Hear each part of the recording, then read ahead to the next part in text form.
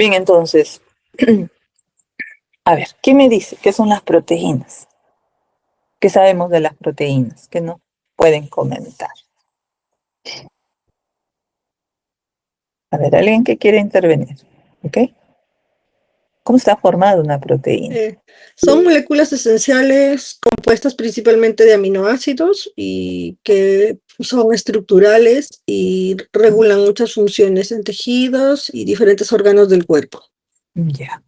Cuando Jessica dice de que son uniones de aminoácidos, así como los carbohidratos que eran uniones, ¿no?, de moléculas de glucosa, siempre esas uniones tiene que estar ligada a un enlace que debe ir ahí, ¿verdad?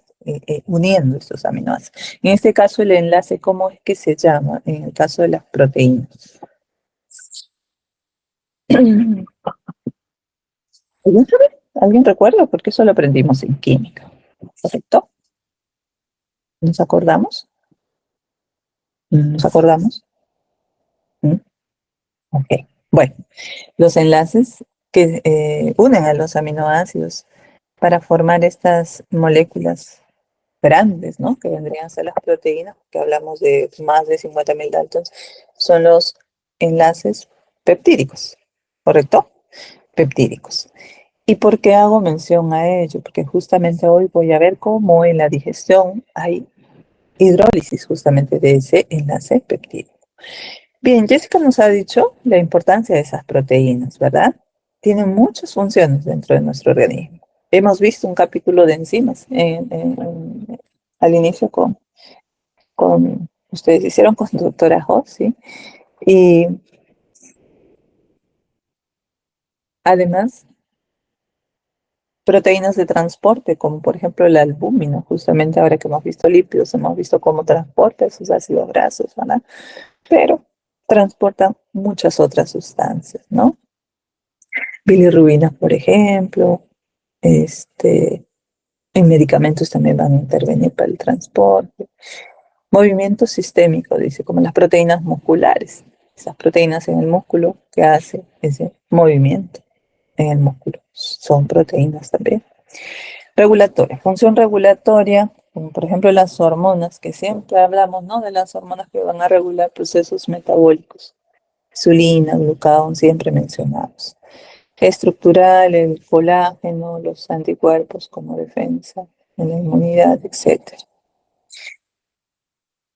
Diariamente nosotros vamos a consumir una cantidad de proteínas que está, seguramente, no sé si lo han hablado con el doctor Ferreira, que está en este rango. Las recomendaciones están en este rango, ¿no? De 0,8 hasta 1 gramo por kilogramo de peso. Es una persona que se supone sana, ¿verdad? Una persona adulta sana, además, que pues no es igual que tener un paciente hospitalizado en el cual pues hay un estrés metabólico y la cantidad de proteínas generalmente debe ir en aumento, ¿no? No ir en aumento hasta llegar hasta incluso 2 gramos, puede ser. 2 gramos por kilogramo de peso. Dice acá, una persona consume entre 50 y 100 gramos de proteína al día. 50 a 100 gramos de proteína al día. A ver, si yo peso 70 kilos, por decir, y lo máximo que según este rango de recomendación es 1 gramo, entonces debería consumir 70 gramos de proteína al día, porque peso 70 kilos, ¿no? 70 gramos. Entonces está en este rango más o menos. Entonces, esa es la cantidad de proteína que se recomienda. Pero muchas veces consumimos hasta más, porque en nuestros alimentos, muchos de estos alimentos contienen una cantidad de proteínas. Si estimamos la cantidad de proteínas que yo estoy consumiendo todo el día, va incluso probablemente a superar esta cantidad que es la recomendación, ¿no? Bueno, pero internamente también nuestras proteínas también tenemos que saber que diariamente se deben degradar una cantidad de proteínas al día. Y se dice, según la bibliografía, que alrededor de 300 a 400 gramos al día de nuestras proteínas endógenas se degradan, se recambian, vamos a decir.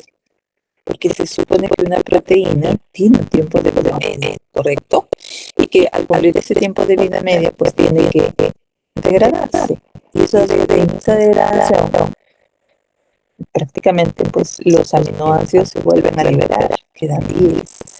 Y esos aminoácidos que se han liberado, así como los aminoácidos que yo estoy consumiendo en la dieta, serán utilizados para volver a resintetizar mis proteínas. Entonces, si diariamente se dan 300 a 400 gramos al día de proteínas, la resíntesis debe ser en la misma cantidad. Debo volver a resintetizar esa proteína, ¿correcto? De tal manera que si yo he dicho de que estoy comiendo en este rango de cantidad de gramos de proteína al día, la misma cantidad se debería catabolizar en mi organismo. ¿Por qué? Porque no hay una forma de almacenar la proteína en el organismo. Como si ustedes han visto, pues, en los carbohidratos, ¿no? En los carbohidratos, ¿cómo almaceno ese carbohidrato dentro de mi organismo? A ver, para ver si están acá. ¿Quién me dice?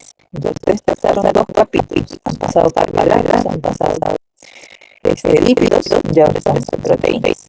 ¿Cómo almaceno los carbohidratos en mi organismo? ¿Bajo qué forma? ¿Qué compuesto? Bajo la forma de glucógeno, ¿verdad? ¿Cómo almaceno los lípidos en mi organismo para luego poder utilizarlos? A ver, van a ver exacto. ¿Bajo qué forma? Que está ahí, que está ahí en el momento que yo requiera, necesite energía, ¿verdad? Para tomarlo.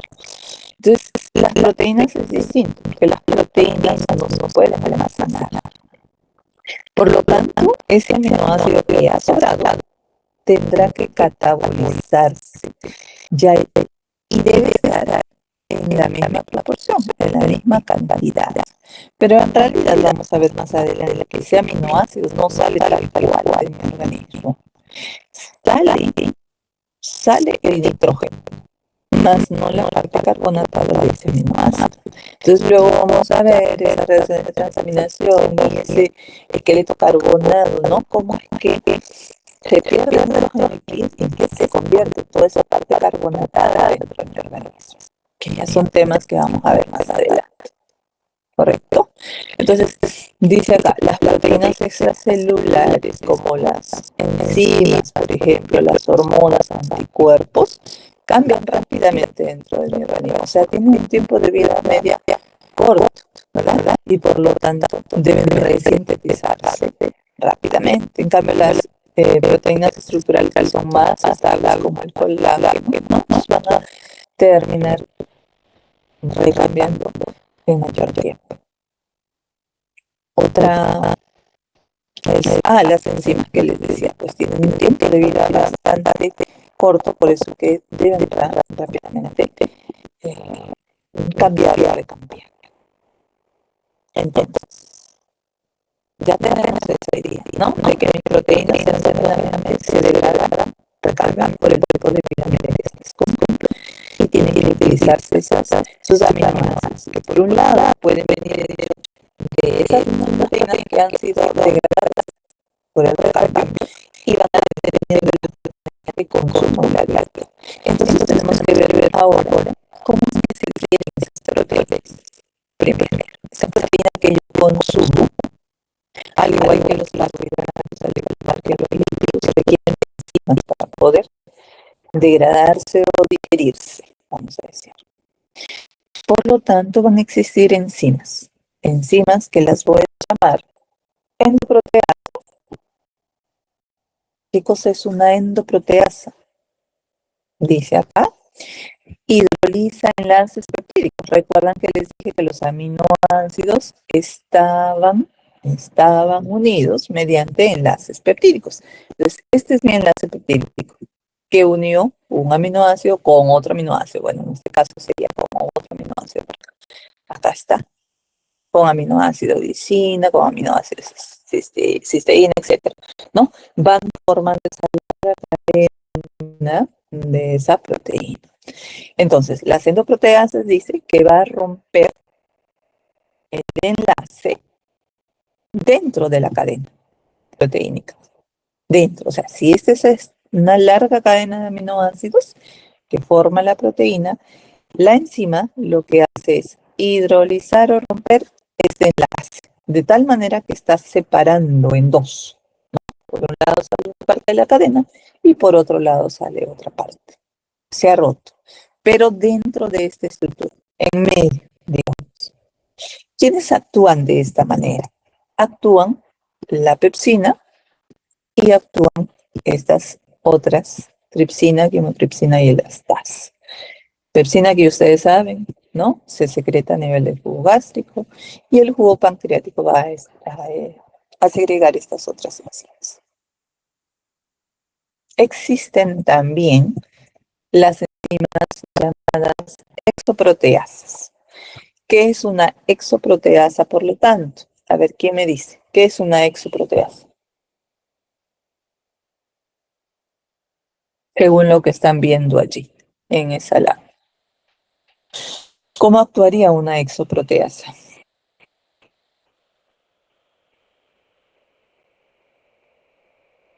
¿No?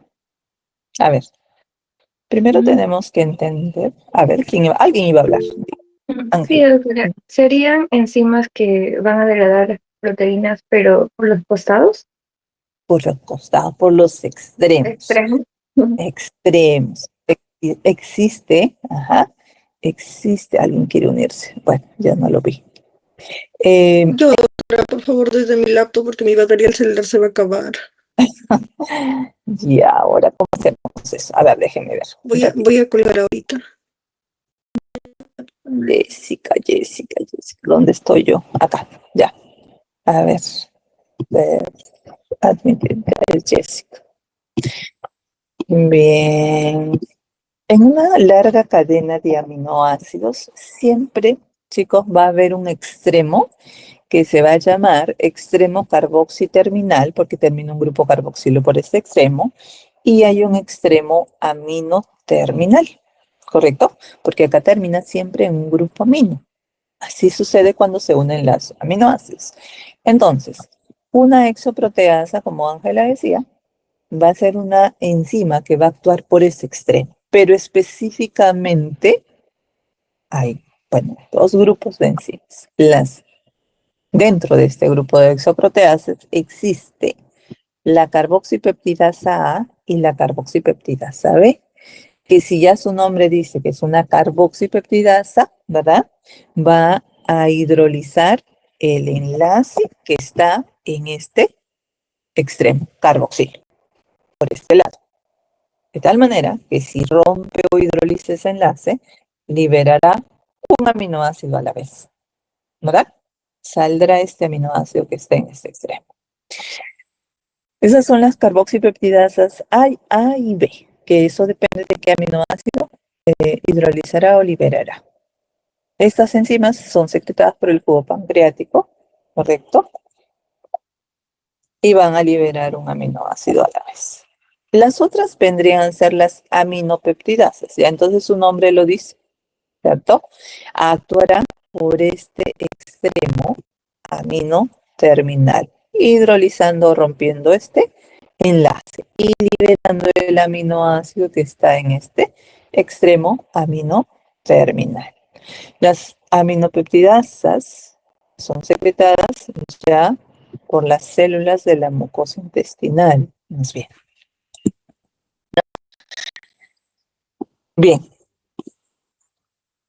También existen las dipeptidasas y tripeptidasas, que ya su nombre lo dice, ¿no? Si son dipeptidasas, van a actuar sobre los dipéptidos y las tripeptidasas sobre los tripéptidos. Hidrolizarán o romperán también esos enlaces peptídicos que unen estos aminoácidos. Y además dice que no son sustratos para las aminopeptidasas ni para las carboxipeptidasas, porque van a actuar también sobre ciertos aminoácidos específicos. Y estas enzimas sí son liberadas en el borde en cepillo de las células de la mucosa intestinal. Muy bien. Entonces, en resumen, estamos viendo todo esto. Que al inicio, nuestra digestión de las proteínas ha empezado en el estómago, con la participación de la pepsina allí. El bolo alimenticio avanza, ¿verdad? Llega a nivel del duodeno, el páncreas secreta otras enzimas que lo va a secretar en forma, primero como simógenos, que luego deben activarse. Ahí están tripsina, quimotripsina, elastasa, carboxipeptidases. Ya más adelante, las células de la mucosa intestinal, dijimos que van a liberar aminopeptidasas y van a eliminar dipeptidasas, bueno, acá, dipeptidasas y tripeptidasas que actuarán dentro de ese enterocito. ¿Correcto? Bien. Entonces, cuando inicia la digestión a nivel del estómago, que ya sabemos, la pepsina tiene que hidrolizar a esta cadena larga de proteína y al ser una endopeptidasa o endoproteasa, rompe el enlace interno, dijimos, de tal manera que esa estructura larga se acorta y se queda, por lo tanto decimos que hay una hidrólisis parcial de esa proteína, ¿correcto?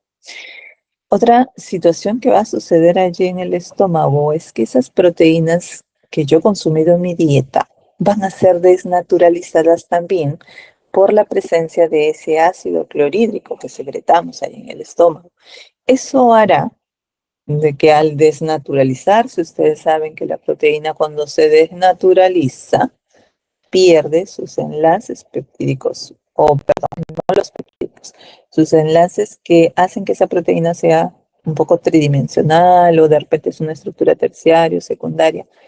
Se abre, ¿verdad? En otras palabras, se abre porque esos enlaces se están perdiendo por el ácido de ese estómago. Entonces, al aperturarse o abrirse esa estructura, hace que esa cadena de aminoácidos sea mucho mejor para que actúe la pepsina e hidrolice ese enlace peptídico, porque al final es allí donde va a actuar mi pepsina. Ya.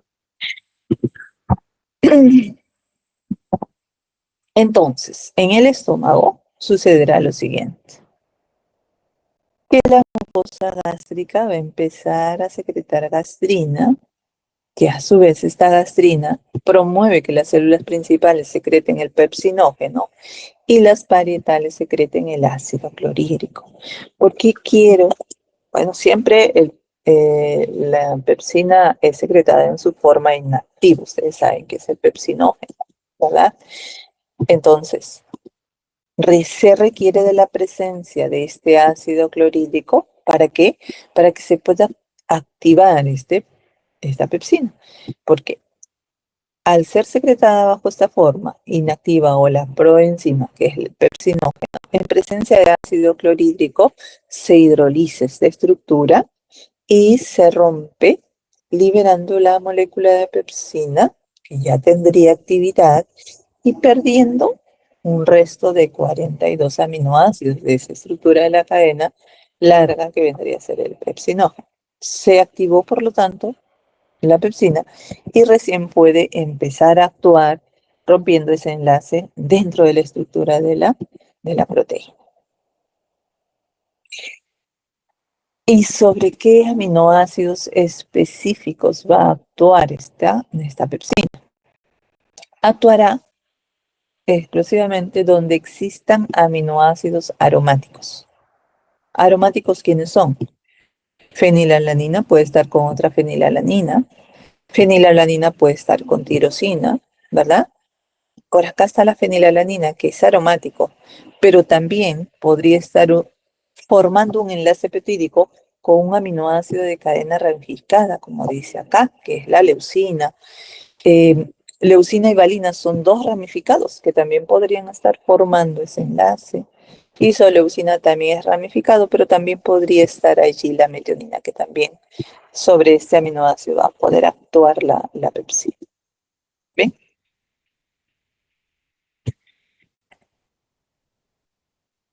Luego que actuó allí en el estómago la pepsina, entonces a nivel ya más adelante, a nivel del duodeno, el páncreas empieza a secretar, ¿verdad? Primero es que va a secretar bicarbonato. ¿Cuál es el objetivo de que secrete bicarbonato? Porque todo ese ácido clorhídrico que está viniendo del estómago, ¿no? Que mantiene un pH ácido, a ese nivel tiene que cambiar. Y para ello es que se secreta el bicarbonato, para neutralizar ese ácido, de tal manera que ese pH empiece a elevarse, porque necesito que el pH empiece a elevarse para que se puedan allí activar las otras enzimas y puedan ejercer su acción. Entonces, esas proteasas pancreáticas que son secretadas a ese nivel, son secretadas en forma inactiva, como proenzimas, vamos a decir, o como simógenos, ¿verdad? Que deben luego activarse.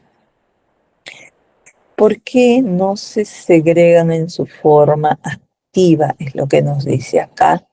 Que si son segregadas en su forma activa, al ser estas de naturaleza proteica, también podrían digerirse unas a otras. Entonces, por eso son secretadas en su forma inactiva. Entonces, las enzimas pancreáticas secretadas allí van a ser el tripsinógeno, quimotripsinógeno, proelastasa y las carboxipeptidasas por el páncreas. Pero primero requiero de que el tripsinógeno se active, se convierta en tripsina y para eso necesito de esta otra enzima que es la enteropeptidasa. Una vez que se activa la tripsina, esta me está sirviendo para poder activar las otras enzimas, convertir quimotripsinógeno en quimotripsina, convertir proelastasa en elastasa y las procarboxipeptidasas en carboxipeptidasas. Bien. Acá hay un detalle también que les quise poner. Dice que en el páncreas se sintetiza y almacena estos simógenos en gránulos secretorios. Ahí están almacenados hasta el momento que se van a descargar cuando consumimos el alimento para poder digerir esas proteínas. Pero el páncreas también produce un compuesto que se llama inhibidor secretorio de la tripsina. ¿Qué cosa es ese inhibidor secretorio de la tripsina? La función de ese inhibidor es, dice, bloquear cualquier actividad de la tripsina que pueda ocurrir por una activación accidental de ese tripsinógeno, ¿no? Porque hemos visto hace un momento que si el tripsinógeno se activa, o sea, se convierte en tripsina, esa tripsina, ¿qué hace? Activar a todos los demás simógenos, de tal manera que se volverían activos. Y si eso ocurre, empieza a degradar todas las proteínas que están a su alrededor, de tal manera de que conllevaría la activación de estos simógenos allí en el páncreas, conllevaría a que se degraden o digieran esas proteínas dentro del páncreas, ocasionando que el paciente entre en un estado de pancreatitis.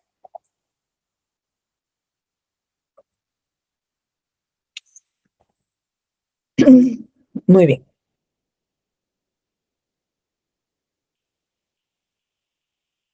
Entonces, ¿sobre qué aminoácidos van a actuar cada una de estas enzimas que han sido secretadas a nivel pancreático? Que hemos dicho, secreta tripsina, quimotripsina y elastasa. ¿Recuerdan qué tipo de enzima son estas tripsinas, quimotripsinas, elastasas? ¿Era una endoproteasa o era una exoproteasa? ¿Qué son? A ver, ¿están allí?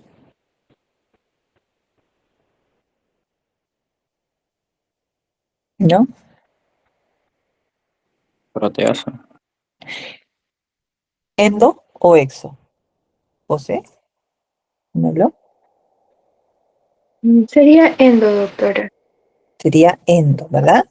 Quiere decir que está rompiendo en medio de esa estructura. Bueno, se supone que acá, si ya estamos hablando de que actuó la pepsina, ya esa proteína ya no es proteína, sino ya es un polipéptido. O sea, esa estructura ya viene acortada.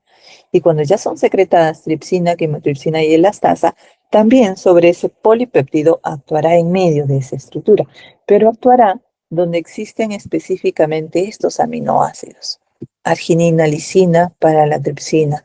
O puede estar allí tirosina, fenilalanina, triptófano, metionina y lisina. Actuará la quimotripsina. Y la elastasa, allí puede estar alanina, glicina y aminoácido serina. Entonces se sigue acortando esa estructura, cada vez más corta.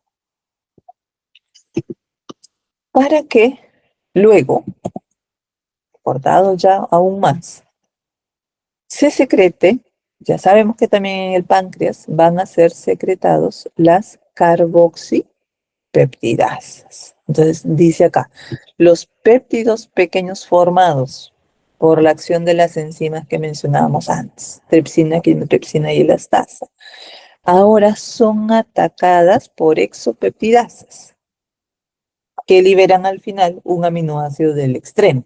En este caso, si estamos hablando de carboxipeptidasas, vamos a eliminar el aminoácido que esté en el extremo carboxi terminal, ¿verdad? Entonces, habíamos dicho que las carboxipeptidasas existen la A y existen la B. Correcto. La A es la que actúa sobre aminoácidos aromáticos que estén en el extremo carboxilo. Ahí puede estar fenilalanina, tirosina, triptófano, por allí. En cambio, la B, en ese extremo carboxilo, puede haber un aminoácido básico, por lo tanto, puede estar ahí lisina, puede estar ahí arginina, que también lo va a hidrolizar, lo va a cortar y lo va a liberar. ¿Bien? El proceso, dice, de la digestión culmina en el intestino, ya. Allí a nivel del intestino hablamos de que también existían o se liberaban otra exopeptidasa. ¿Cuál era esa otra exopeptidasa? Era la aminopeptidasas. ¿Qué decíamos? Va a actuar ahora por el extremo aminoterminal, por el otro extremo, ¿verdad? Entonces acá, en borde en cepillo, esa célula secreta la aminopeptidasa, empieza a actuar sobre ya esa estructura que cada vez está llegando mucho más corta a ese nivel, ¿no? Termina entonces liberando ya más aminoácidos. Bien, no trata. Bien, acá les he colocado lo que encontré en dos bibliografías respecto a la acción de estas enzimas, ¿no? Difieren un poquito, porque Harper, que es prácticamente lo que les he contado sobre qué aminoácidos actúa, es una bibliografía, es la de Harper. En cambio, el libro de Marx más bien difiere por ahí un poquito. Miren, porque habla de que la pepsina acorta, sí es una endopeptidasa, claramente, pero va a hidrolizar enlaces en los cuales se encuentren estos aminoácidos.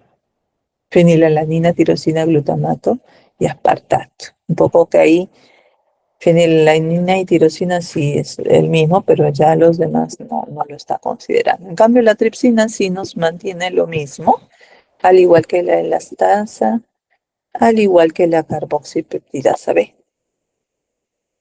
Pero en los otros, en quimotripsina, por ejemplo, también hay diferencias, ¿no? Y nos está reduciendo a la lisina, a la metionina, y está considerando a la leucina. En cambio, los aromáticos es lo mismo. Y por acá, en las carboxipeptidasas A Ahí considera a los aminoácidos hidrófobos, que son muchos más que la fenilalanina, tirosina y triptófano. Bueno, nos quedamos con los que dice Harper, quién sabe. Bien, liberados, entonces los aminoácidos ya se han liberado, ¿correcto?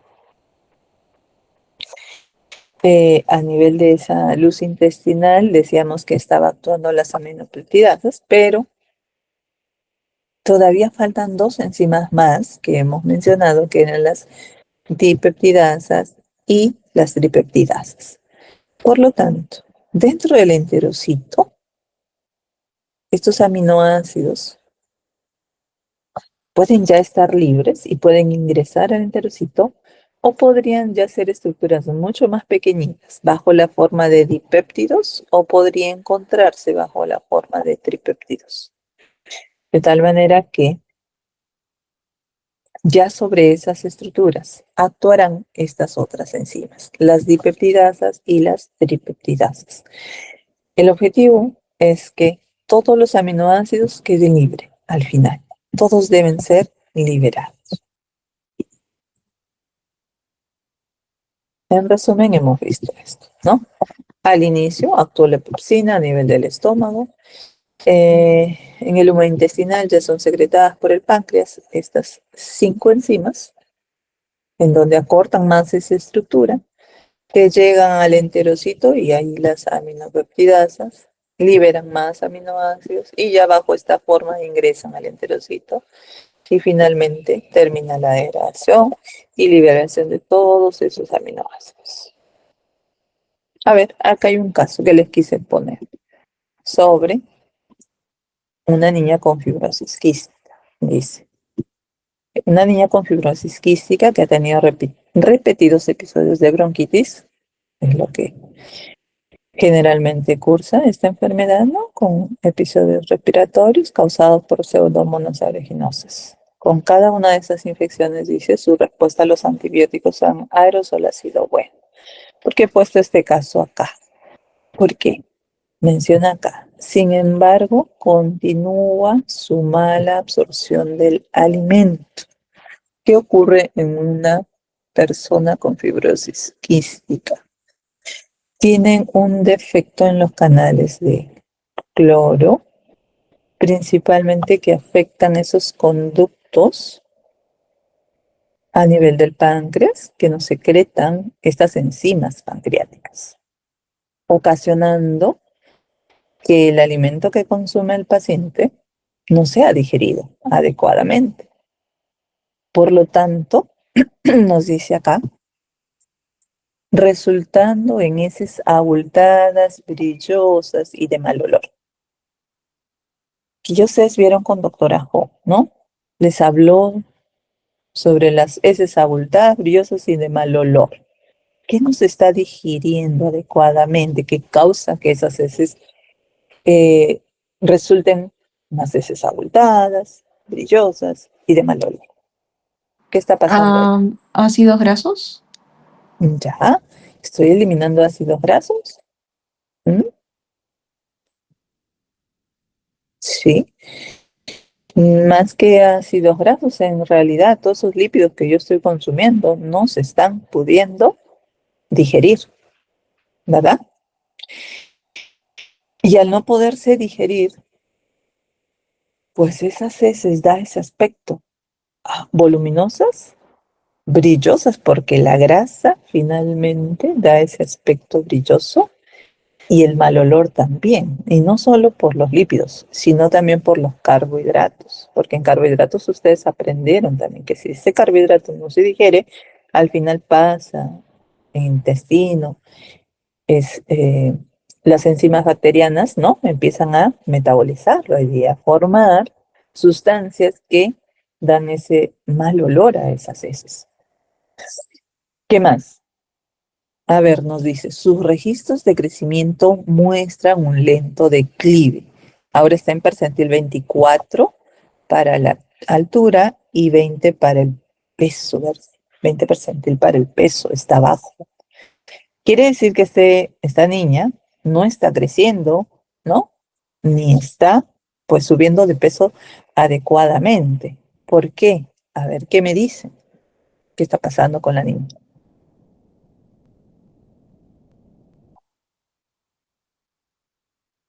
A menudo está irritable, apática y se cansa con facilidad. ¿Qué pasa allí? ¿Cómo explicamos eso? Ujú. ¿Cristian? Iba a Por hablar, la ¿no? mala absorción no puede absorber ni proteínas, ni carbohidratos, ni nada para poder tener energías y eso afecta a su desarrollo. Claro, ¿verdad? No absorbo carbohidratos, no tengo energía. No absorbo lípidos, no tengo energía. ¿Qué uso? Todas mis reservas.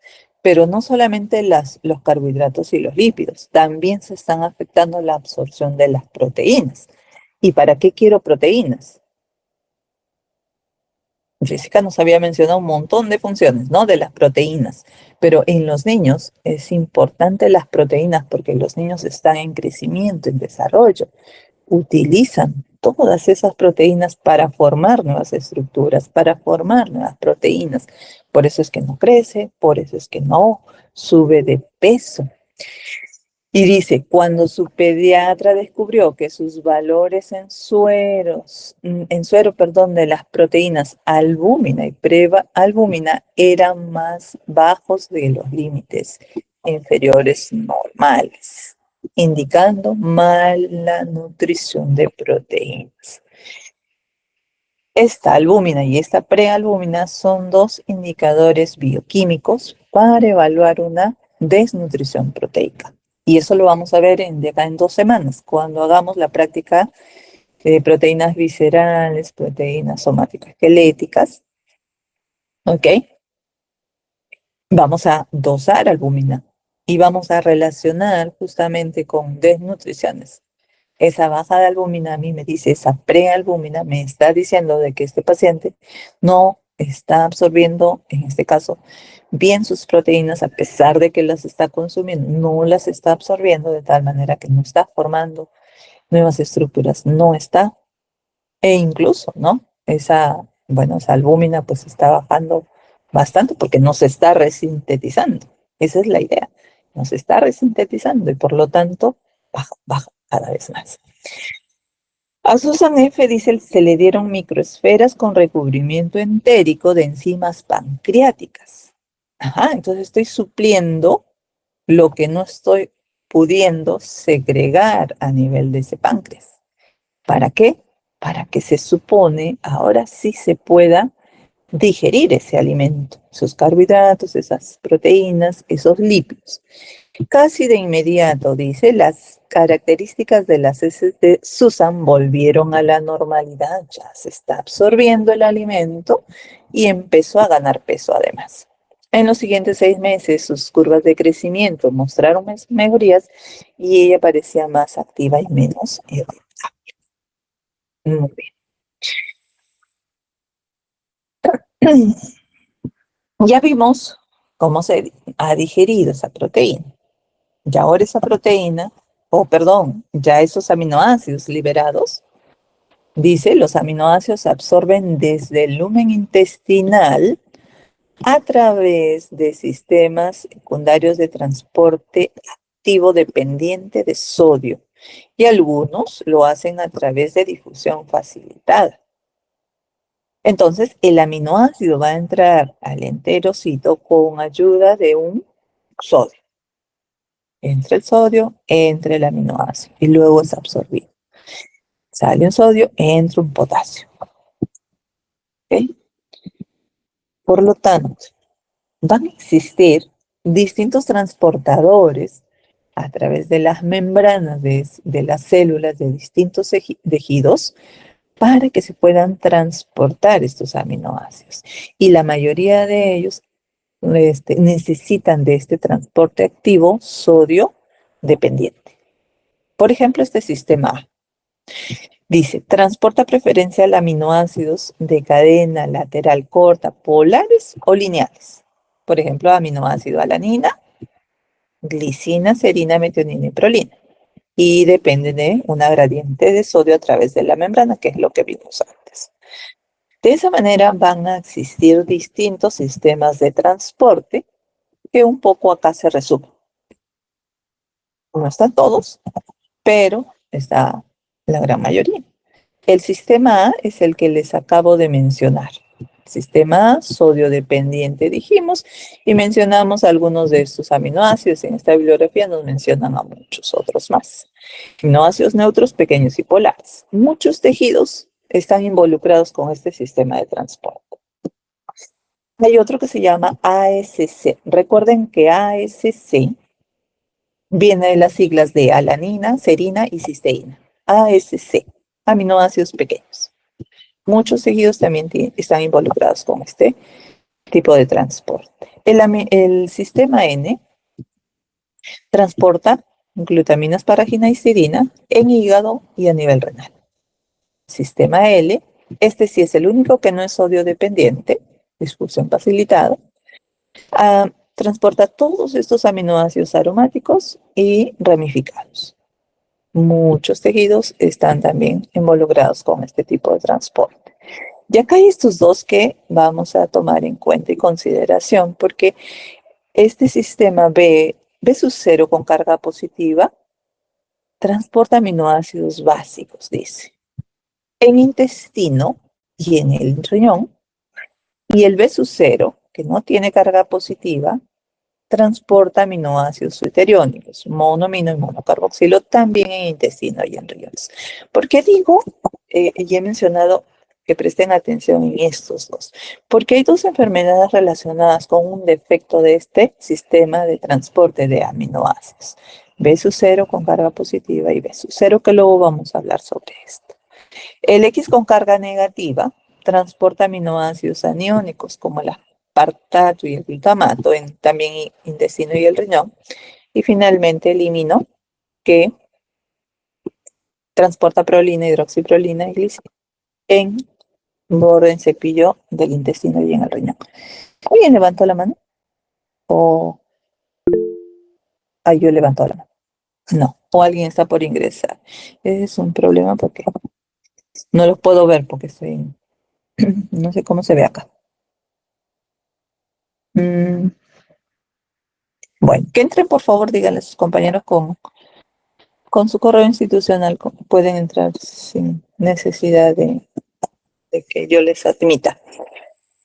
Bien, entonces les decía que hay dos enfermedades relacionadas con el defecto de estos sistemas que transportan estos aminoácidos que causan un síndrome de mala absorción de estas proteínas. Es la enfermedad de Hartnett, la primera. Es un problema autosómico recesivo. Y acá hay un defecto en el transporte de aminoácidos neutros a nivel del intestino y a nivel renal. ¿Se acuerdan que les dije? El sistema B sub 0. Y había otro que B sub 0 con carga positiva. Este es el B sub 0. El problema con este tipo de transporte causa esta enfermedad de Hartnett. Hemos dicho que el sistema B sub 0 transporta aminoácidos neutros, correcto. Y los aminoácidos neutros existen esenciales y existen no esenciales, que son neutros. En esenciales está isoleucina, leucina, fenilalanina, treonina, triptófano y valina. No esenciales, alanina, serina y tirosina, pero ahí no hay problema porque los no esenciales finalmente lo puedo sintetizar en mi organismo. El problema es más... Ajá, ahora ya lo vi. El problema es...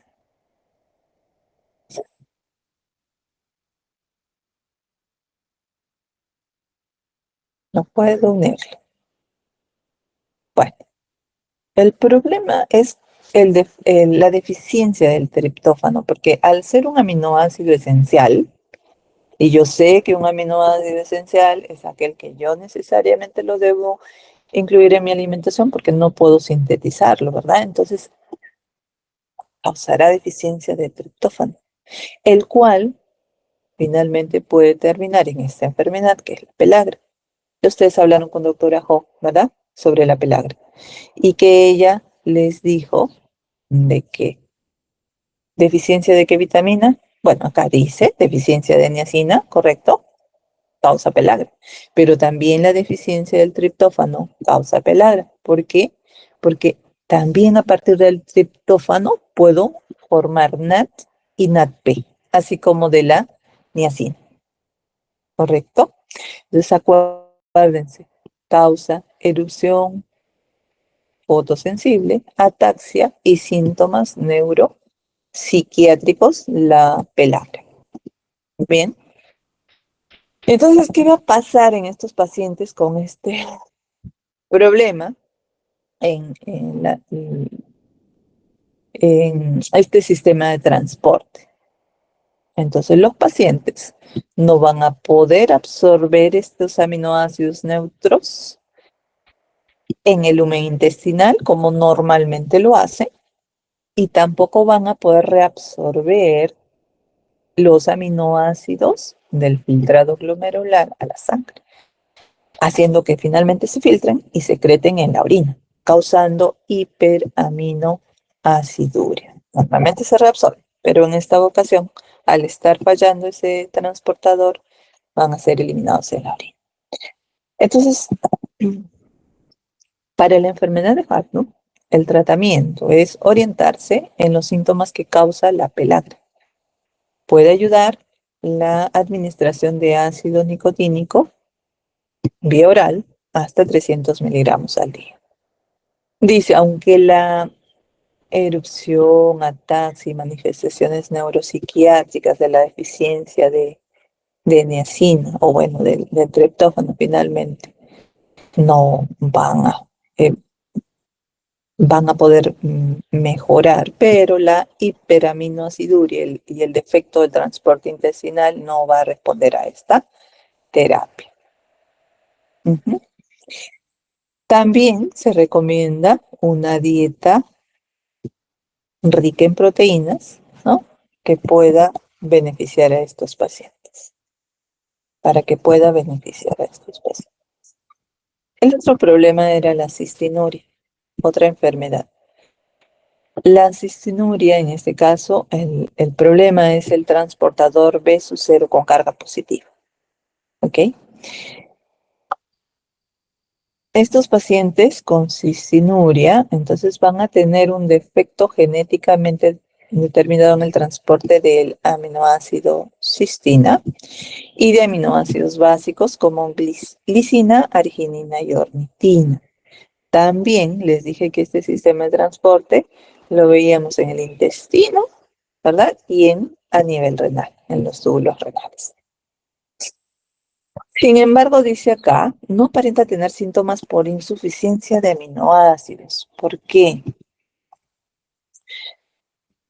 En parte es porque el aminoácido cisteína, que es a partir de este que formo la cistina, el disulfuro de cistina, el aminoácido cistina y la arginina son aminoácidos no esenciales. Quiere decir que yo los voy a poder sintetizar en mi organismo. Por eso es que no se observa una deficiencia o un problema allí, ¿no? La ornitina también es un aminoácido que se puede sintetizar en mi organismo. Y eso lo voy a ver ahora que veamos el ciclo de la urea. También se puede sintetizar por ahí. ¿Cuál es el problema acá? El problema es la insolubilidad de la cistina, porque esta cisteína a nivel renal se va a convertir en disulfuro de cistina, que es el que va a causar los cálculos renales en el paciente, provocando que cause hemorragias genitourinarias y dolor agudo intenso conocido como cólico renal. Ese es el problema acá.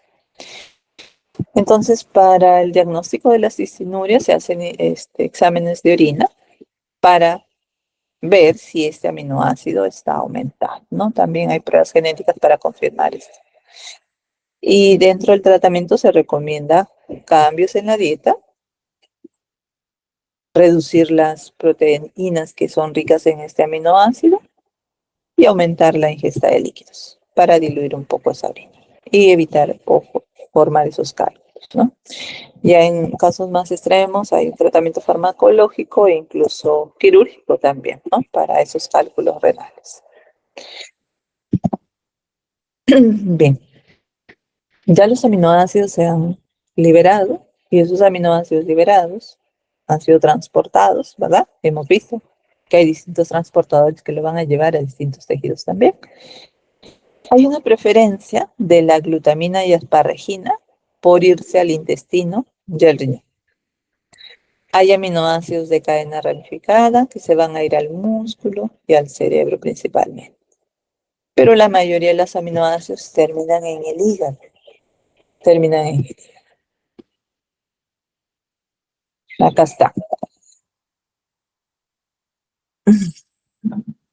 Las proteínas que yo he consumido en la dieta se absorbieron, ya se han liberado todos los aminoácidos y esos aminoácidos, hemos dicho principalmente, terminan en el hígado, ¿verdad? En el hígado, ¿qué va a pasar con estos aminoácidos que llegan al hígado?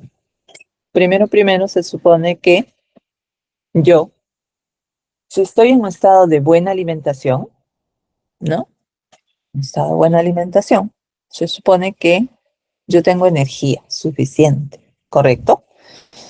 Y luego de ejercer su acción las proteínas, porque yo sé que consumo proteínas para obtener esos aminoácidos y resintetizar proteínas.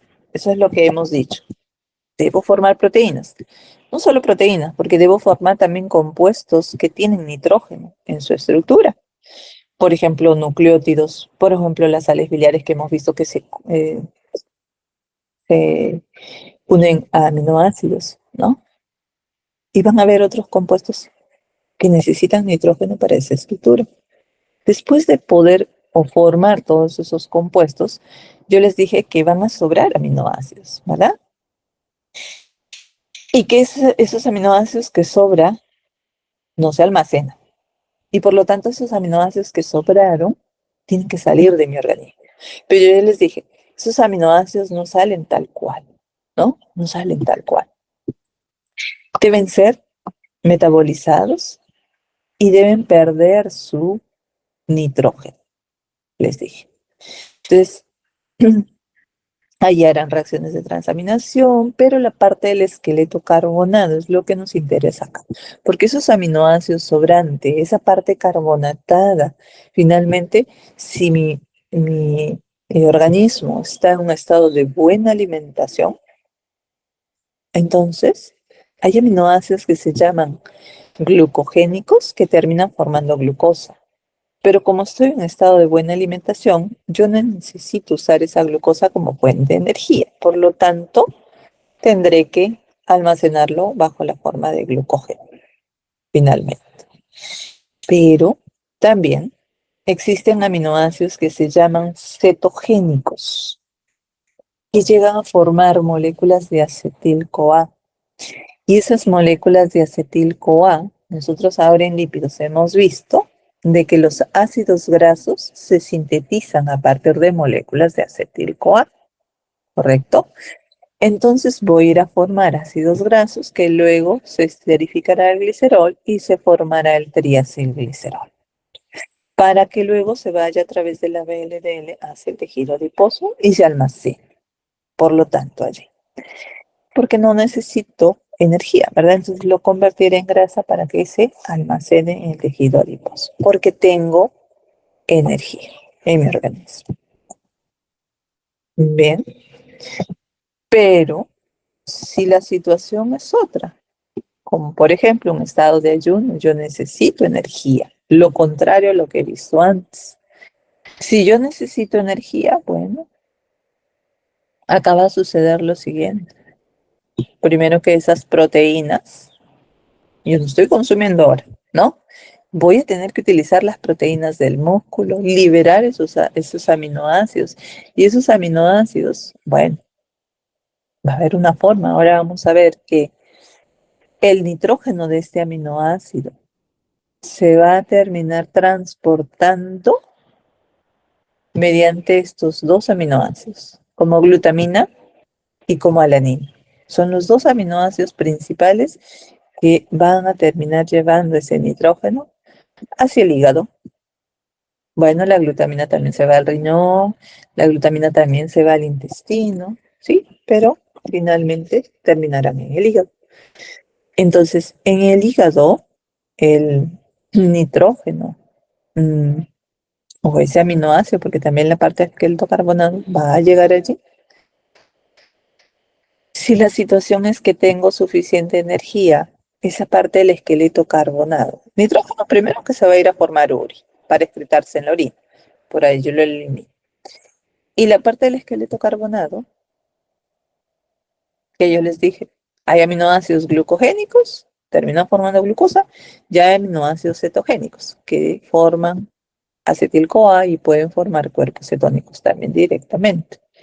Entonces, si formo glucosa necesito para el cerebro, para los eritrocitos, ¿verdad? Para como fuente de energía.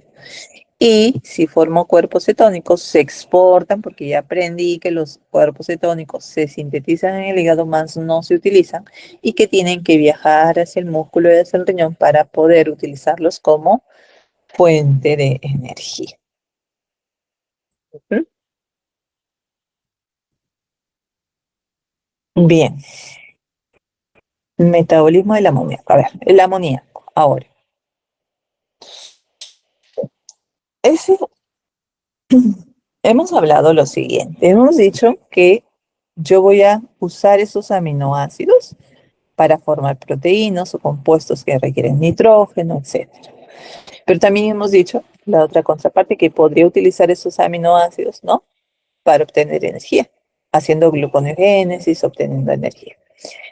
Entonces, en esa situación, los aminoácidos deben degradarse. Y para que se degraden, en esa degradación, por un lado, el aminoácido debe perder su nitrógeno. Y ya saben que para ser aminoácido tiene este grupo amino, su grupo carboxilo. Debe perder ese nitrógeno, debe perderse el grupo amino. Pero por otro lado, me queda toda la parte del esqueleto carbonado. Toda esta parte del esqueleto carbonado se va a tener que degradar también. Y en esa degradación, vamos a ver que llegan a formar glucosa, ¿verdad? Ya hemos dicho aminoácidos glucogénicos, o acetil-CoA, o cuerpos cetónicos, dependiendo de la situación. Esa es otra parte. Es otra parte que vamos a verlo en su momento. Por ahora, lo que voy a ver es cómo es que se pierde ese grupo amino. Para que se pierda ese grupo amino, y ahí entramos en las reacciones de transaminación que hemos dicho, vamos a ver esta semana en laboratorio. Vamos a ver que luego de hacer reacciones de transaminación para que se pierda ese grupo amino, hará una desaminación oxidativa y también se hacen desaminaciones no oxidativas, se llaman las reacciones, que ahora les voy a explicar qué cosa es. ¿Ven? Este colegio, mucha bulla. Bueno, ojalá me estén entendiendo, me estén escuchando bien.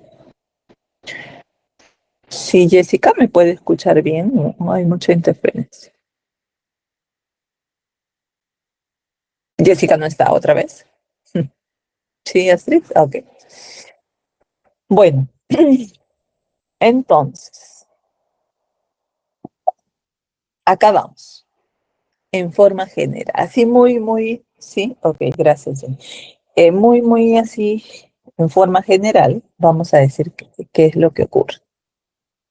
Por un lado, les he hablado de que para que se pierda el grupo amino requiero hacer transaminación. Y esa es la primera reacción que estoy viendo, ¿ok?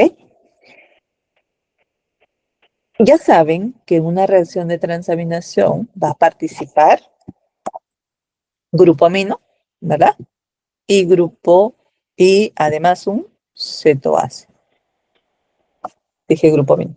Un aminoácido y un cetoácido, ¿correcto? Un aminoácido con un cetoácido. Bien.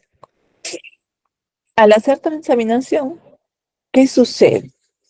Que este grupo amino del aminoácido pasa al cetoácido y está pasando a este nivel, ¿verdad? Y del cetoácido cetoglutarato, que es toda esta estructura, siempre y muy generalmente, en las reacciones de transaminación participa el alfa-cetoglutarato. Es muy común.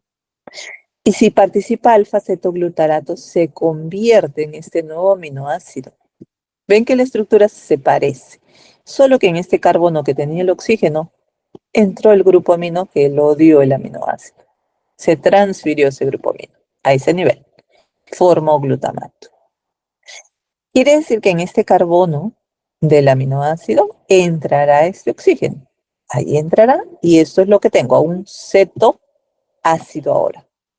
Una cetona con su grupo carboxilo, así es un cetoácido. Igual acá, cetona con carboxilo.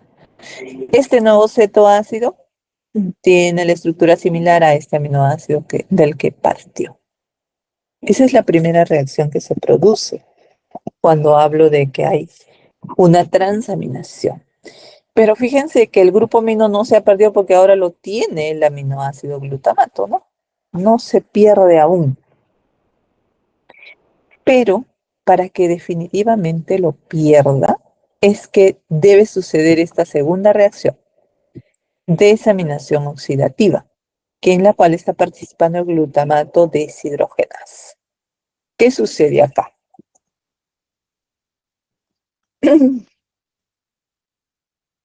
Este aminoácido glutamato formado mediante la glutamato deshidrogenasa se desamina, o sea, sale el grupo amino. Este grupo amino está saliendo acá como ion amonio. Y este carbono que tenía el grupo amino se está oxidando a una cetona en presencia de NAD o NADP que se reduce. Y este carbono se ha oxidado. Y se ha formado alfa-cetoglutarato también, pero mediante otra reacción, ¿no? Eso es desaminación oxidativa. Ya perdió el grupo amino, ¿ok? Esos grupos aminos que se han liberado, esos iones amonio, en realidad está saliendo ahí como amoníaco, o ion amonio es ese. El amoníaco es NH3. Este ion amonio liberado, los amoníacos liberados, no pueden estar libremente en circulación porque causan toxicidad en el cerebro. Y si están libremente en sangre, puede llegar hacia el cerebro porque atraviesa la barrera hematoencefálica y puede causar encefalopatía, además. Entonces, como no puede estar libremente ese amonio liberado, ese ion amonio liberado, tendrá que utilizarse para hacer esta tercera reacción, en la cual utilizará una molécula de glutamato que se unirá a ese ion amonio que se liberó. Acá está el amonio, va a entrar en esta estructura. Y si se dan cuenta, ¿cómo es? ¿Qué diferencia hay entre esta estructura glutamato y esta glutamina? Porque eso es lo que voy a formar en esta tercera reacción mediante esta enzima glutamina sintetasa. Recuerden que glutamina sintetasa está sintetizando glutamina. ¿Cómo? Con glutamato y un ion amonio liberado de acá, de la desaminación oxidativa, con ayuda también de ATP. ¿Qué diferencia hay? Que en este extremo carboxilo de su R del glutamato tiene o ha ingresado allí el grupo amino de este ion amonio. Ha entrado acá. ¿Verdad? Ahí entró. Acá no había. Acá estaba como carboxilo. Esta nueva estructura se llama glutamina. Y esa glutamina, como les dije hace rato, dos aminoácidos que llevan nitrógeno a través de sangre hacia el hígado. Uno de ellos es la glutamina. Cuando llega hacia el hígado, tiene que hacer una reacción inversa, porque es lo que estoy viendo acá, una reacción inversa, en el cual la glutamina se reconvierte en glutamato.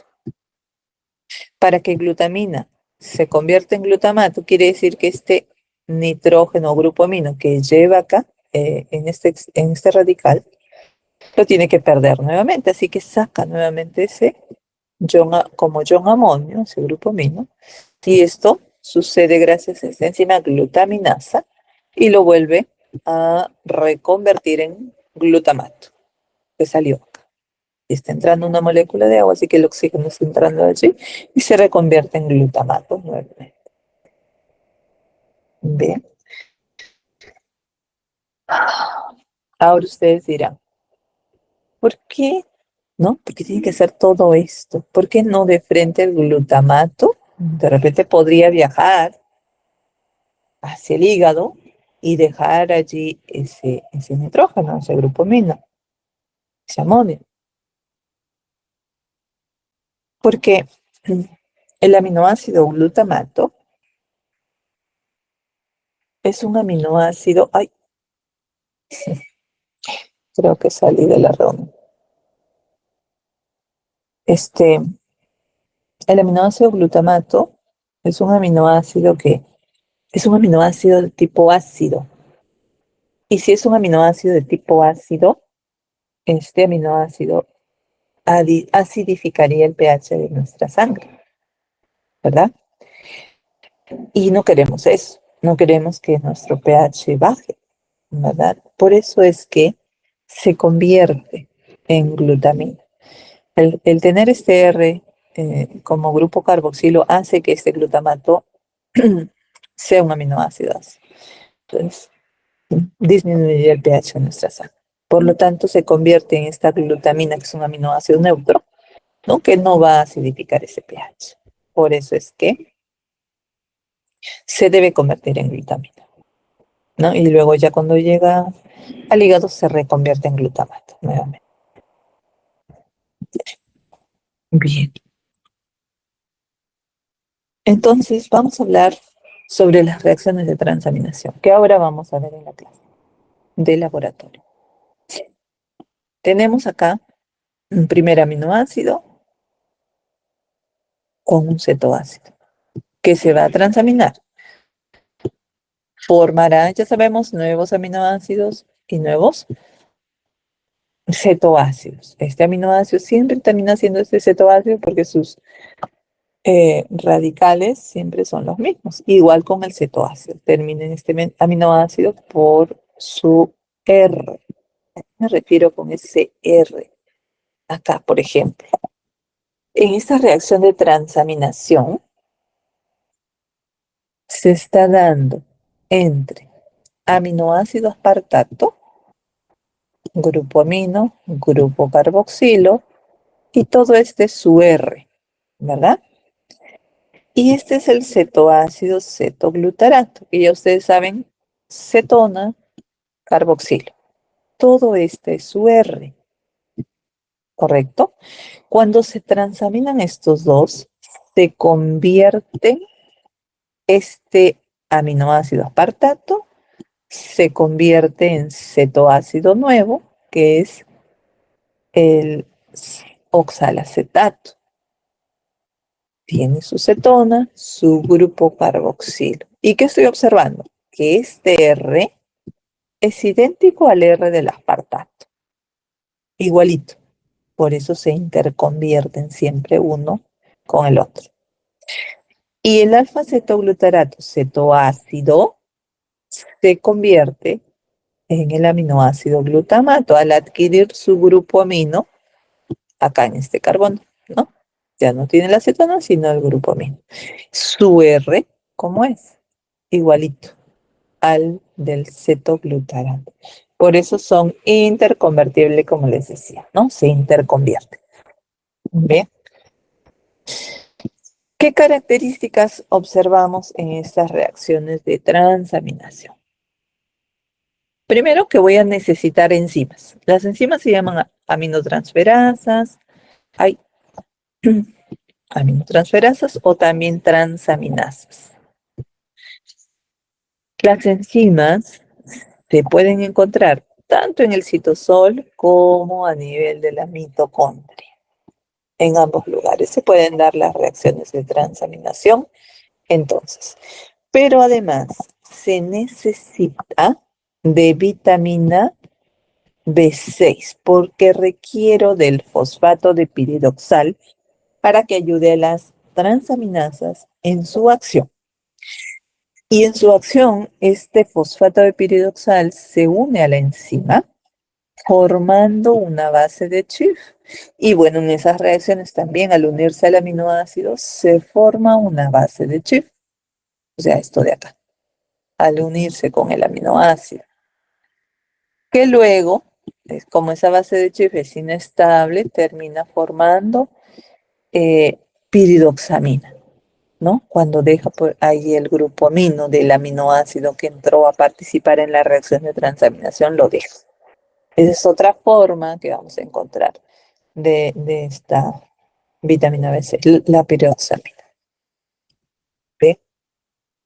Entonces el proceso es un poco complejo, digamos, ¿sí? Porque tiene que darse todo este proceso, que obviamente no es así tan de simple, pero se da todo esto, fíjense.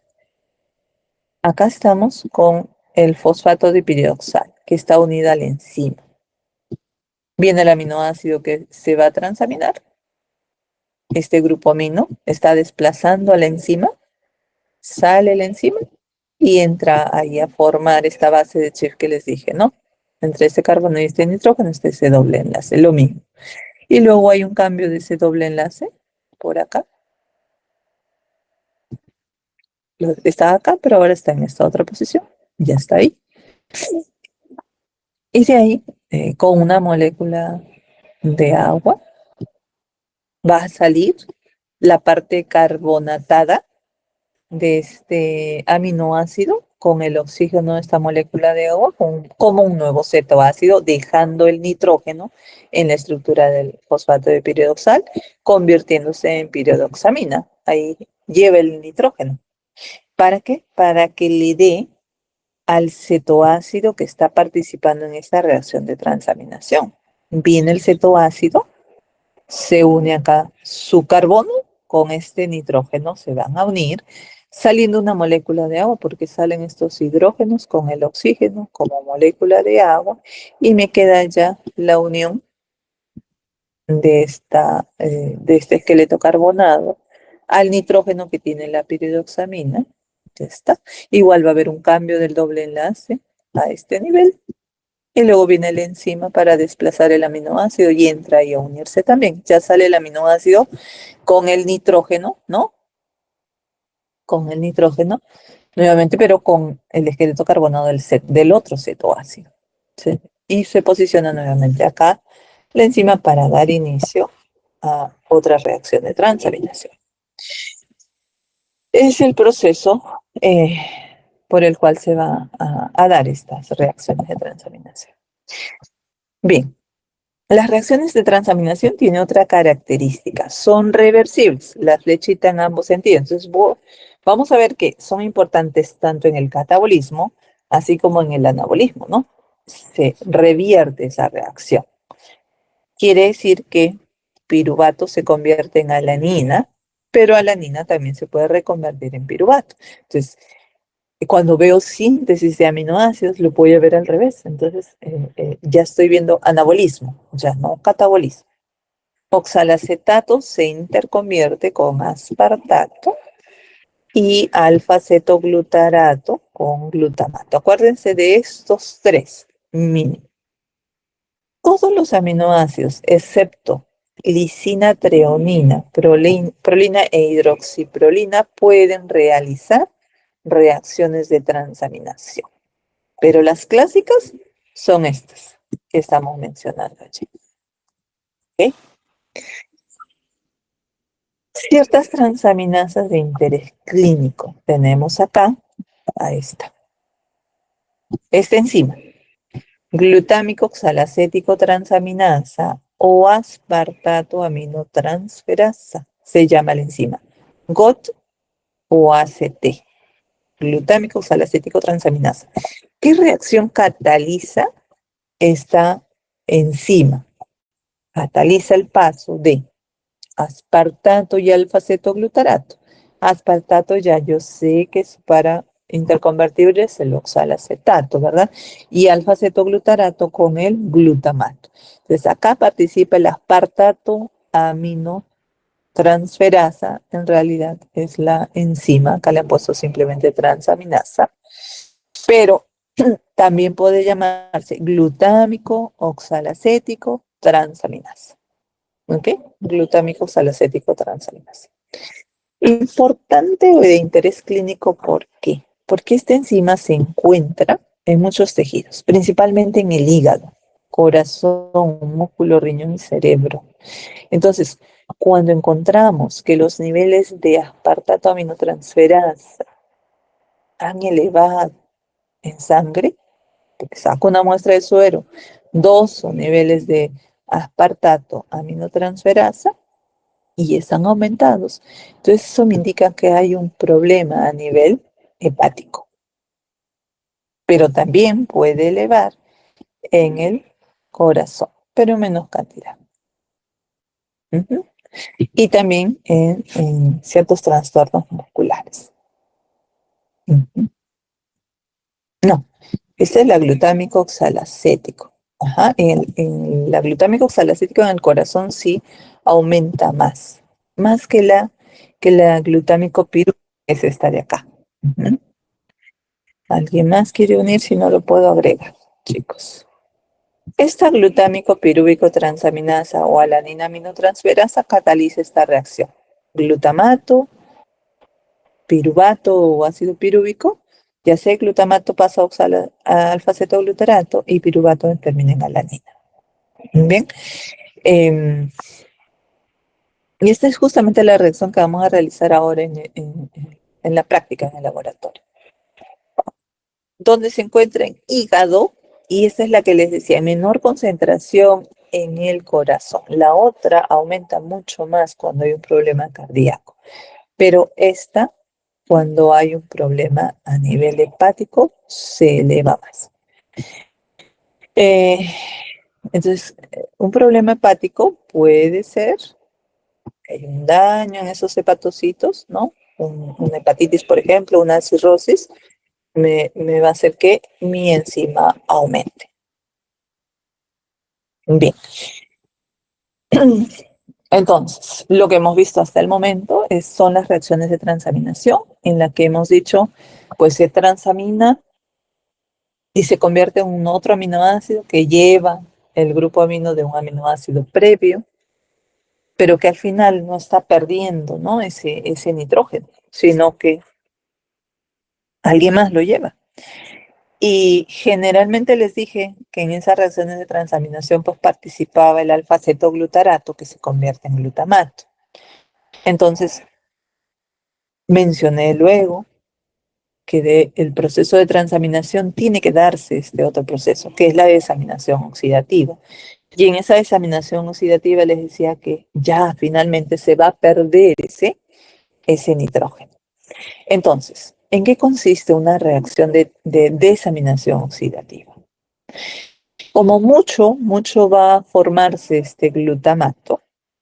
Ahora el glutamato, mediante esta enzima glutamato deshidrogenasa, se convierte en alfa-cetoglutarato.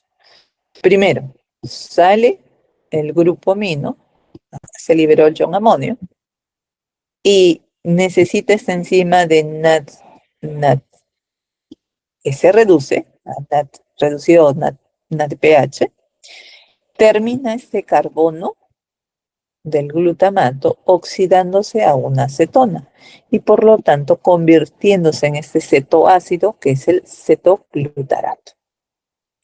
Esa es una desaminación porque liberó el nitrógeno, oxidativa porque terminó en una cetona. Bien.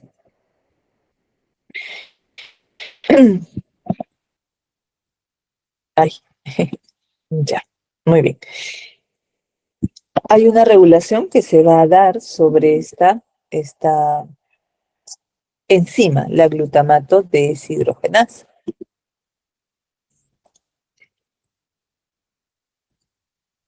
Ahí, para que no interrumpa. Esta reacción que acabamos de ver, esta de acá, sobre esta enzima, la glutamato deshidrogenasa, se va a dar la regulación y va a depender de los niveles de energía que haya en el organismo para que se dé o no se dé esa reacción también. Dice acá que la enzima va a activarse si los niveles de ADP y GDP aumentan. Pero si los niveles de ATP y GTP aumentan, se inhibe. ¿Qué quiere decir esto? Si se acumula ATP y GTP, se supone que tengo suficiente energía, ¿verdad? Se supone que ahí también ha habido una actividad del ciclo de Krebs, se ha generado ATPs, tengo energía. Entonces, en esa situación hemos dicho que la enzima se debe inhibir. Se inhibe la desaminación del glutamato.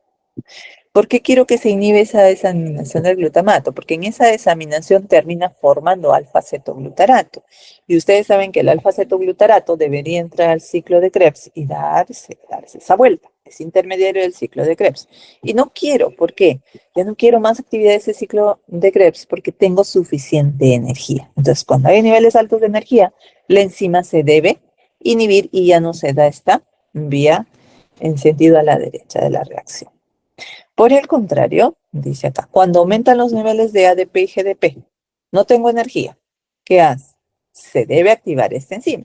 Al activarse esta enzima, se da la reacción, se forma alfa-cetoglutarato y ese alfa-cetoglutarato entra al ciclo de Krebs y obtengo más energía. Además que en este sentido hacia la derecha se utiliza NAD, el cual se reduce y por lo tanto se produce un NAD reducido que yo sé me va a aportar finalmente 2.5 ATPs también, ¿no? Entonces tengo más energía allí. En el sentido inverso se utiliza el NADPH en esa reacción. Bien. Esta enzima también es una enzima que está a nivel mitocondrial y que se encuentra tanto en el hígado como en el riñón. Vamos a ver en su momento que también esta reacción se produce allí, a nivel renal. Entonces, para la pérdida de ese grupo amino, liberar finalmente ese amoníaco, primero requiero que se haga transaminación, que como les dije, participa mucho alfa-cetoglutarato y forma glutamato, y luego ese glutamato haga desaminación oxidativa, o sea, la reacción hacia arriba, para que se libere finalmente ese ion amón. Y de esa forma ya se perdió ese grupo amino. Pero no solo ocurren las reacciones de desaminación oxidativa, sino también las no oxidativas. En las reacciones de desaminación no oxidativa participa esta enzima serina deshidratasa que actúa sobre aminoácido serina en presencia también de piridoxal fosfato y se libera el ion amonio, se convierte en piruvato en la parte carbonatada. La treonina deshidratasa sobre el aminoácido treonina forma alfa-cetobutirato y también libera ese ion amonio. Entonces también ha habido desaminación, pero no es oxidativa, como en la glutamato deshidrogenasa. También hay pérdida ahí de ese amonio. Entonces, el amoníaco se está produciendo por reacciones de desaminación oxidativa y no oxidativa, pero también, chicos, tienen que saber que las bacterias intestinales pueden producir amoníaco a partir de esa proteína que yo he consumido en la dieta y de esos aminoácidos que yo estoy eh, no absorbiendo y que han pasado a través del intestino. Ahí también las bacterias intestinales pueden o van a poder producir amoníaco. Y luego ese amoníaco se absorbe y llega hacia el hígado también.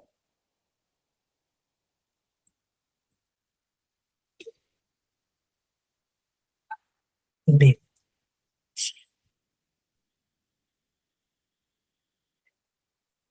Entonces, muchas reacciones que se van a dar van a producir o van a eliminar nitrógeno y por lo tanto van a liberar bastante amoníaco, ¿no?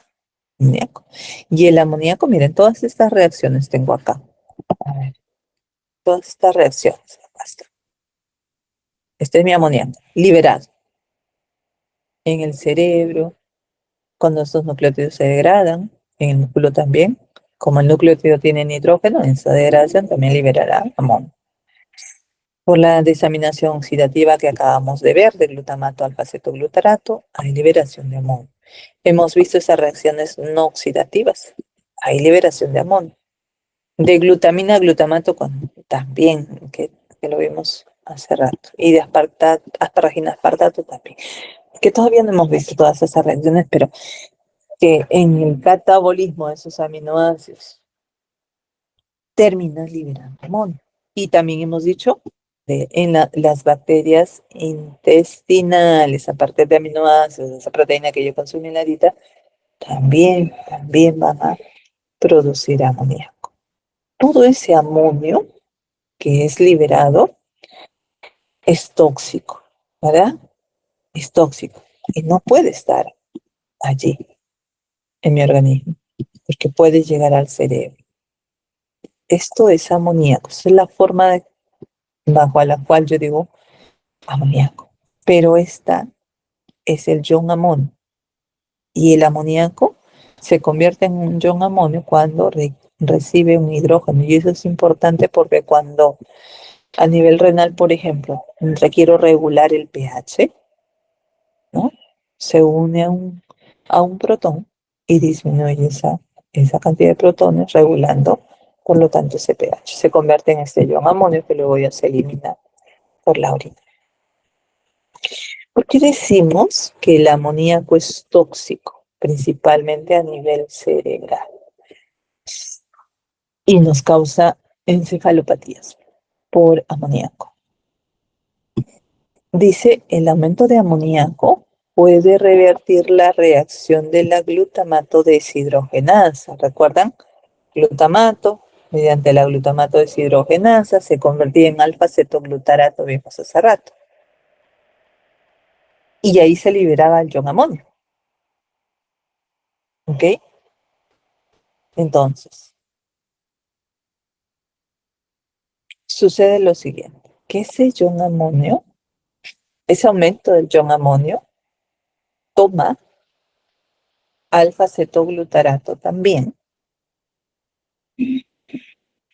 O sea, prácticamente les estoy diciendo que se va a producir la reacción contraria a esa reacción que les he dicho de la desaminación oxidativa. Porque siempre les he hablado que el glutamato, mediante la glutamato deshidrogenasa, se va hacia la derecha y forma alfa-cetoglutarato y liberó el ion amonio o el amoníaco, ¿verdad? Ahora lo que les estoy diciendo al revés, porque dice, ese aumento de ion amonio revierte esa reacción, o sea, se va a dar en sentido contrario. Y darse en sentido contrario significa que tome alfa-cetoglutarato y que con esos iones amonio se junten para hacer la reacción inversa y se convierta en glutamato. Por lo tanto, me dice acá, los niveles de ATP van a bajar, porque además ese ese alfa-cetoglutarato, que es parte de ese ciclo de Krebs, se está desviando por allí. Va a desviarse, va a salir, porque mucho amonio va a empezar a ver. Y si se desvía, eso quiere decir que la producción de ATP también va a disminuir, ¿verdad? También va a disminuir. Entonces, eso va a afectar en el cerebro. Pero bueno, hay otras cosas que van a suceder que vamos a hablar más adelante. Dos aminoácidos importantes, les dije, ya les había dicho. Dos aminoácidos importantes en el transporte de nitrógeno, de ese nitrógeno que viene de esos aminoácidos que se están catabolizando en otros tejidos, principalmente en el músculo, se tienen que sintetizar para poder transportar el nitrógeno hacia el hígado. Alanina y glutamina. Son 2 aminoácidos importantes. ¿Ok?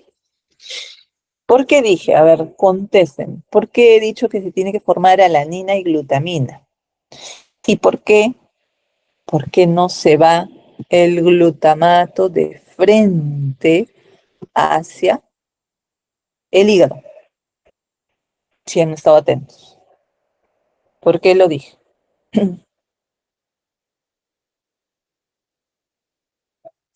No me están prestando atención. Eso quiere decir que no me están prestando atención. Y yo les hago preguntas así porque necesito que ustedes me tomen en cuenta, porque a la hora del examen, ahí vienen los problemas. Ya, creo que podemos llegar un poquito al ciclo de Laura. Ya. ¿Alguien? Disculpe, es por la glucogénesis, ¿no? La regulación del pH. Ya, por el pH sí, ¿no? Porque les dije, glutamato se forma mucho, ¿no? Por ese catabolismo, estas reacciones de transaminación, finalmente. Pues no vamos a hacer o nuestro organismo no va a hacer, no lo va a llevar por el torrente sanguíneo el glutamato para que no acidifique ese pH de nuestra sangre, ¿no? Eso dijimos. Entonces, fíjense, esto es lo que va a suceder. Mis aminoácidos que sobraron, ¿no? Que dije que ya después que se formó esa proteína y que sobraron, o si es la otra situación en la cual se están degradando los aminoácidos, bueno, ahí en el músculo, acá estamos en el músculo, esos aminoácidos se degradan. Y en esa degradación, en ese catabolismo, decíamos que por transaminación llega a formar glutamato. ¿Ok? Bueno, ese glutamato, les decía, no se va a ir directamente hacia el hígado, no puede. Y por lo tanto, tiene que hacer la conversión a alanina o la conversión a glutamina, ¿verdad? Entonces, para que llegue a formar alanina, este glutamato que lo tengo acá, que viene llevando nitrógeno de aminoácidos previos, ¿correcto? Hará una reacción de transaminación con el piruvato, que el piruvato para obtener tiene que venir de una molécula de glucosa, ¿verdad? Hacer glicólisis. Ahí está. Desde acá viene, de la glucosa. Glutamato con piruvato se transamina mediante alanina aminotransferasa. A ver, si se acuerdan, ¿cuál es el otro nombre de la enzima alanina aminotransferasa? ¿Cómo se llama? Pregunta de examen, que de repente, ¿no? Alguna vez le preguntaron. Importante también, ¿no? En ciertas situaciones clínicas que les dije, ¿no? Como en una hepatitis, por ejemplo, problemas hepáticos, abunda más esta enzima. ¿Cuál será? ¿Mm?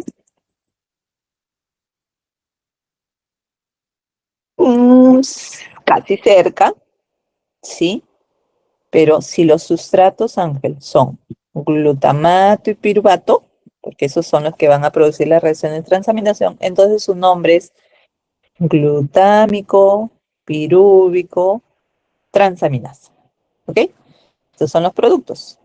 Se forma alanina, por eso viene el nombre de alanina aminotransferasa. ¿Correcto? Si fuera acá glutamato con el oxalacetato, glutámico, oxalacético, transaminasa. ¿Qué forma glutamato con oxalacetato? Yo sé que el oxalacetato forma aspartato, ¿verdad? Y glutamato alfa-cetoglutarato. Entonces, el otro nombre es aspartato aminotransferasa. ¿Ve? Ya está. Bueno, se está dando esta reacción de transaminación con el objetivo de que este glutamato pase el nitrógeno a la alanina.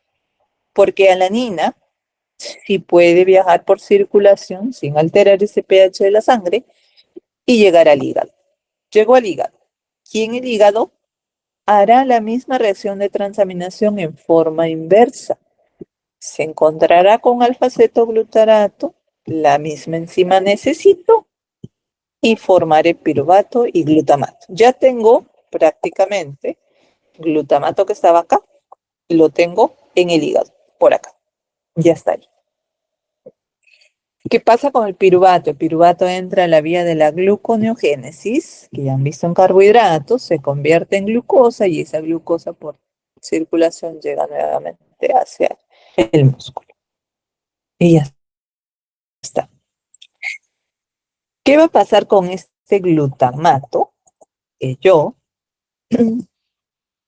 ya lo tengo en el hígado. Entonces ahí viene esa otra reacción que les dije. Tiene que suceder la desaminación oxidativa, y les decía, requiero de glutamato deshidrogenasa, ¿verdad? Para que saque su grupo amino, ahí está, como ion amonio, se convierte en alfa-cetoglutarato. Ya el amonio está liberado allí en el hígado. ¿Para qué? ¿En qué se va a convertir ahora? Ustedes me dicen.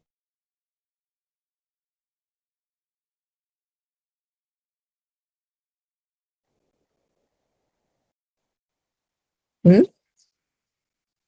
En una molécula de la urea, ¿no? Eso tengo que hacer ahora, porque bajo esa forma, sintetizada y en el hígado el amonio, ya se vuelve atóxica. Ya viaja por circulación hacia el riñón y se excreta en esa orina bajo la forma de urea. Ese es mi objetivo ahora acá. Liberar los iones amonio para que entren al ciclo de la urea, porque el ciclo de la urea se da en el hígado, y se forme una molécula de urea. Bien, entonces el proceso se dio así, pero todavía nos falta ver el otro lado, cuando en el músculo aumentaron los niveles de glutamato, también se puede formar glutamina.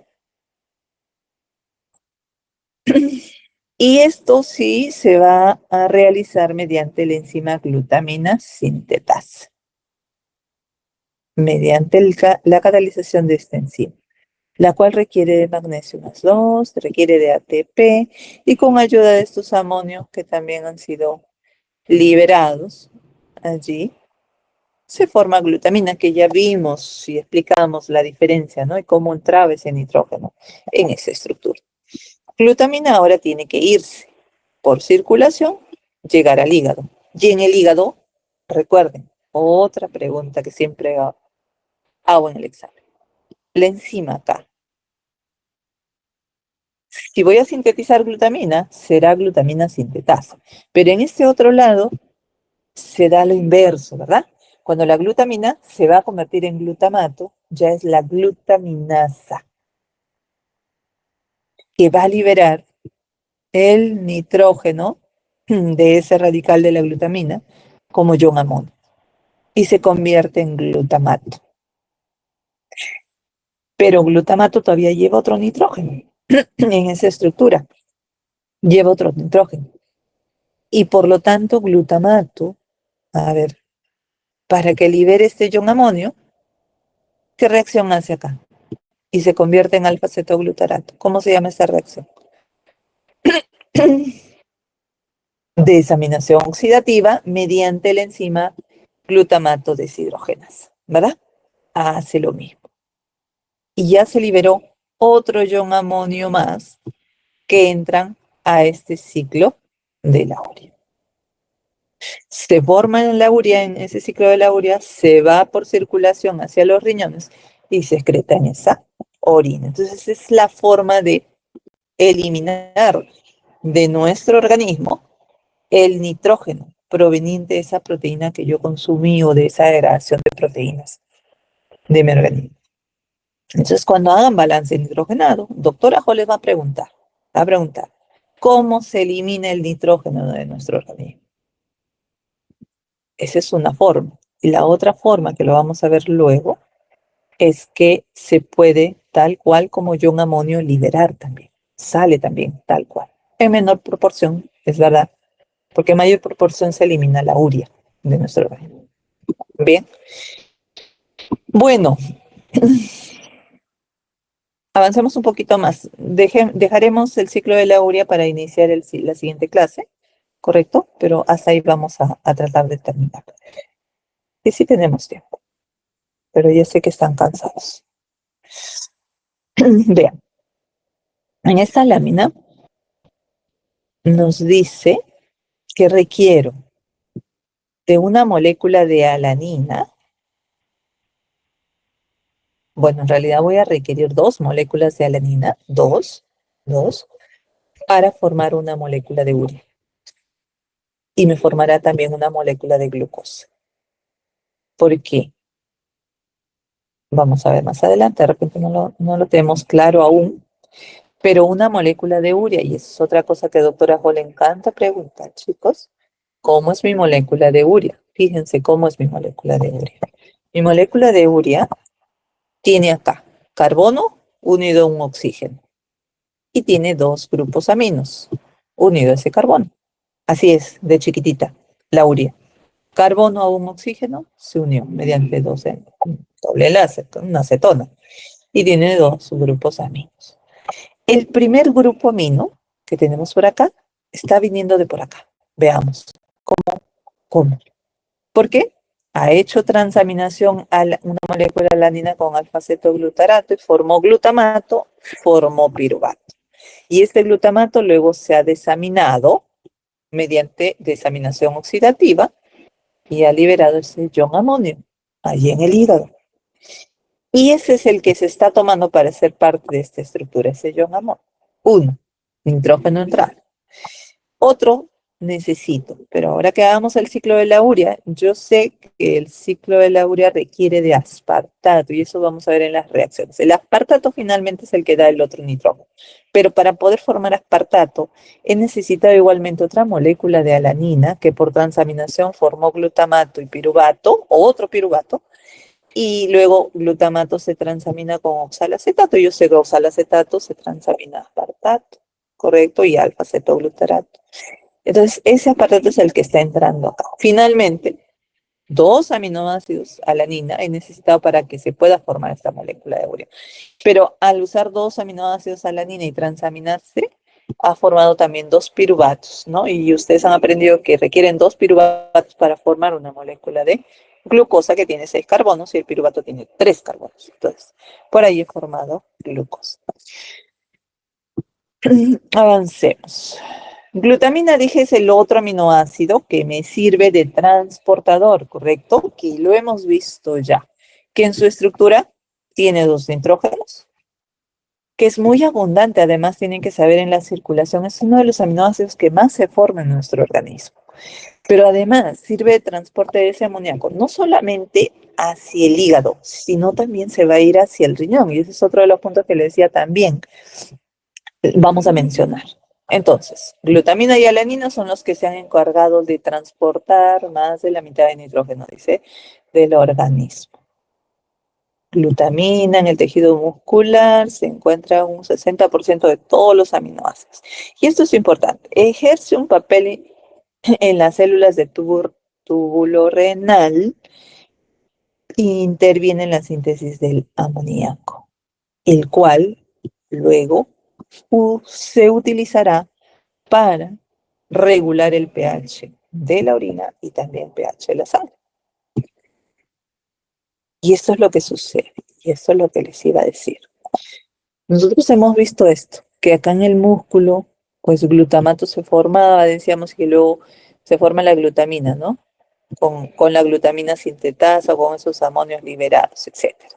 Que esa glutamina lo hemos visto que se fue al hígado, y que en el hígado hizo desaminación, liberó amoníaco, glutamato también se desamina, bueno, todo esto vimos, y que ahí se formaba la urea, y que esa urea llega al riñón y se elimina en la orina.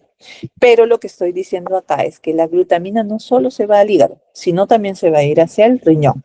Y en el riñón la glutamina, mediante la glutaminasa, lo mismo que he visto en el hígado, porque dije que esa enzima existe en ambos, hace lo mismo. Se libera el ion amonio o el amoníaco y luego se une al nitrógeno y forma el ion amonio, ¿no? Y decíamos, sirve para regular o tamponar. Igual, mediante la glutamato deshidrogenasa también se libera otro amoníaco. Entonces, ese ion amonio liberado, formado acá en el riñón, este es el que se termina eliminando por la orina. Entonces, hay 2 formas de eliminar ese nitrógeno en nuestro organismo. más de dos. Urea, que es la principal, y los iones amonio, que es la otra que se elimina en menor proporción. En realidad, urea y creatinina son los dos compuestos que se eliminan en más proporción que incluso el ion amonio y el ácido úrico, que también lo vamos a ver más adelante. Y el que gana acá es pues la molécula de urea, ¿no?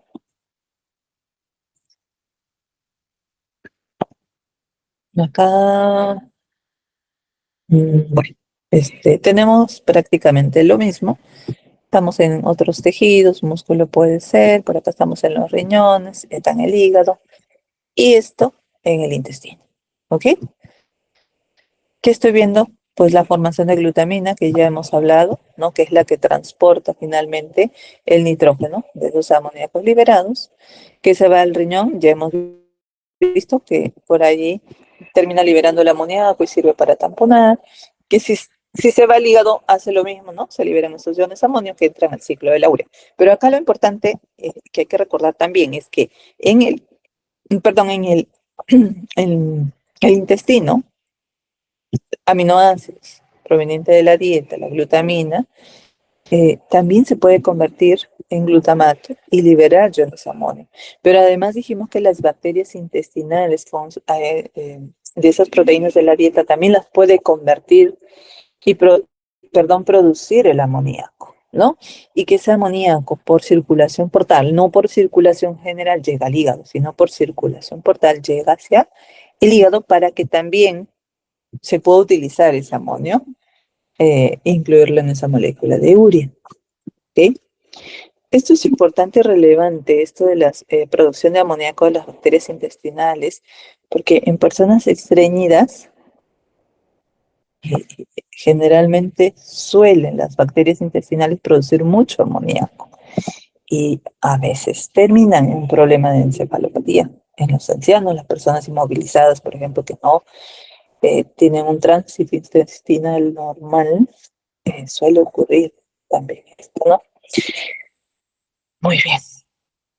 Empezamos el ciclo de la urea.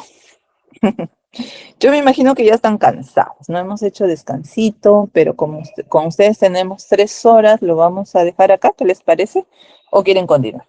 Depende de ustedes. Podemos avanzar un poquito. Seguí nomás, doctora, por favor. Y están cansados, yo sé.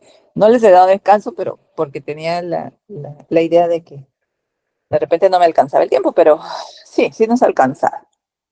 Entonces, ¿hacemos Kahoot?